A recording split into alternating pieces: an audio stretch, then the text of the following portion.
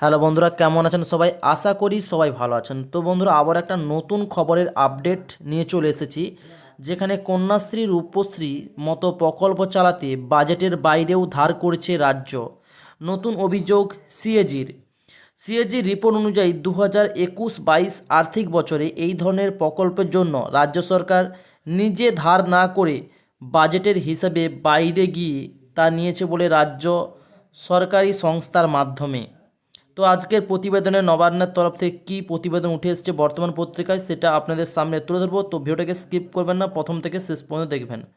বাজার থেকে ধার করে টাকার বেশিরভাগ খরচ হয়ে যাচ্ছে সুদে আসলে পুরনো ঋণ শোধ করতে। পশ্চিমবঙ্গের রাজকোষের অর্থাৎ রাজ্য কোষের এই সমস্ত নতুন নয়। এবার রাজ্যের হিসেব নিকাশ পরীক্ষা করে নতুন অভিযোগ তুলে সিএজি জানালো, গত বিধানসভা ভোটের আগেই বছরে স্বাস্থ্যসাথী, কন্যাশ্রী, রূপশ্রীর মতো প্রকল্প চালাতে গিয়ে বাজেটের বাইরে ধার করেছেন মুখ্যমন্ত্রী মমতা বন্দ্যোপাধ্যায়ের সরকার। আর কি প্রতিবেদন উঠেছে? সিএজি রিপোর্ট অনুযায়ী 2021 আর্থিক বছরে এই ধরনের প্রকল্পের জন্য রাজ্য সরকার নিজে ধার না করে বাজেটের হিসেবের বাইরে তা নিয়েছে বিভিন্ন সরকারি সংস্থার মাধ্যমে। এর অঙ্ক প্রায় 4,312 কোটি টাকা গিয়ে দাঁড়িয়েছে। এবং দেখা যাচ্ছে বাজেটের হিসেব নিকেশ এই দেনার তথ্য না থাকলেও তার দায় হিসেবে ঘাড়ে পড়েছে কিন্তু রাজ্য সরকারের। 2016-17 এবং 2020-21 এই 5টি অর্থবর্ষে রাজ্যের আয় ব্যয় ঘাটতি ঋণের হিসাব পরীক্ষা করে রিপোর্ট প্রকাশ করেছে কিন্তু সিএজি। সেই রিপোর্ট তারা জানিয়েছে পশ্চিমবঙ্গ সরকারের রাজকোষ ঘাটতি প্রায় আয় ব্যয় ফারাক মোট অঙ্কের হিসেব বেড়েছে। রাজ্যের জিডিপি বা জিএসডিপির তুলনাতেও এই ঘাটতির কিন্তু হার ঊর্ধ্বমুখী। সেই ঘাটতি মেটাতে প্রতি বছর বিরাট পরিমাণ অর্থ কিন্তু রাজ্যের তৃণমূল সরকার বাজার থেকে ধার করতে হচ্ছে, কিন্তু তার বেশিরভাগই চলে আসছে পুরনো ধার সুদে আসলে শোধ করতে। ফলে সড়ক, সেতু সহ নতুন পরিকাঠামো বা স্থায়ী সম্পদ তৈরি করার জন্য রাজ্যের হাতে বিশেষ কিন্তু টাকা বেঁচে নেই। এবং সিএজি বলছে, এভাবে ধার করে টাকা দিয়েই পুরনো ঋণ শোধ করা বেশি দিন চলতে পারে না। এর উপরে আবার বাজেটের বাইরে ঋণ করে বিভিন্ন প্রকল্প চালানো নিয়ে প্রশ্ন তুলছে কিন্তু সিএজি। এবং তারা আরও কি বলছে? 2021 মার্চে পর্যন্ত রাজ্যের রাজকোষের হাল নিয়ে তাদের রিপোর্ট বলা হয়েছে, 2020-21 সালে রাজ্যের 6টি সরকারি সংস্থার মাধ্যমে রাজ্য সরকার প্রায় 4,300 কোটি টাকা কিন্তু ঋণ নিয়েছে। যেমন স্বাস্থ্য দপ্তরের সংস্থা স্বাস্থ্যসাথী এবং সমিতির মাধ্যমে 720 কোটি টাকার কিন্তু ঋণ নেওয়া হয়েছে।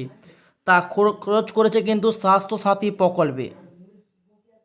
পশ্চিমবঙ্গের মহিলা এবং উন্নয়নের উদ্যোগে 1,122 কোটি টাকা ঋণ নেওয়া হয়েছে কন্যাশ্রী প্রকল্পের খাতে। এইভাবে রূপশ্রী প্রকল্পের খাতেও 485 কোটি টাকা ধার নেওয়া হয়েছে। পশ্চিমবঙ্গের তপশিল জাতি, জনজাতি ও ওবিসির উন্নয়ন ও অর্থ নিগমের মাধ্যমে 491 কোটি টাকা ঋণ নিয়ে তা ব্যয় করা হয়েছিল তপশিল বন্ধু জয় জোহর পেনশন প্রকল্পে, অর্থাৎ বার্ধক্য ভাতা এবং বিধবা ভাতাতে।